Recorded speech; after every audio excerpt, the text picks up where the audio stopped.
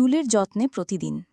চুলের যত্নে এই প্যাক, সেই প্যাক, আরও কত কি ব্যবহার করছেন।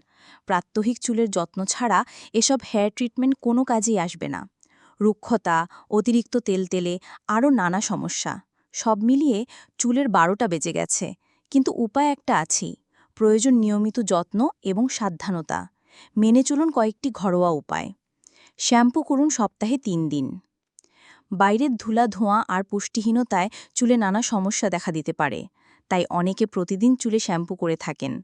তবে প্রতিদিন শ্যাম্পু করার ফলে মাথার ত্বকে প্রাকৃতিক তেলও ধুয়ে যায়, যা চুলের জন্য অত্যন্ত উপকারী। তাই প্রতিদিন নয়, সপ্তাহে ৩ দিন শ্যাম্পু করুন। স্ক্যাল্পের যত্ন নিন। প্রতিদিনে ব্যস্ততায় অনেকেই মাথার ত্বক বা স্ক্যাল্প পরিষ্কার করার বিষয়টি ভুলে যান। চুলের সমস্যা শুরু হয় এখান থেকেই। তাই মাথার ত্বক অর্থাৎ স্ক্যাল্পে পরিষ্কার রাখা খুবই জরুরি।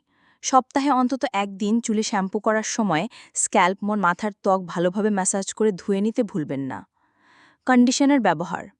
চুলে শ্যাম্পু করার পর অবশ্যই কন্ডিশনার ব্যবহার করা উচিত। তা না হলে মৌসুমি আর্দ্রতায় চুল শুষ্ক হয়ে যেতে বাধ্য। তাই শ্যাম্পুর পর কন্ডিশনিং করুন। কন্ডিশনের দূষণ থেকেও চুলকে রক্ষা করে। ভালোভাবে চুল শুকিয়ে নিন। চুল ভেজা রাখা মোটেও উচিত নয়, কেননা এতে ব্যাকটেরিয়া ও ফাঙ্গাসের সংক্রমণ হতে পারে। তাই বলে সবসময় হেয়ার ড্রায়ারে চুল শুকাবেন না। সেক্ষেত্রে ভেজা চুল তোয়ালে দিয়ে ভালোভাবে মুছে বাতাসে শুকিয়ে নিন।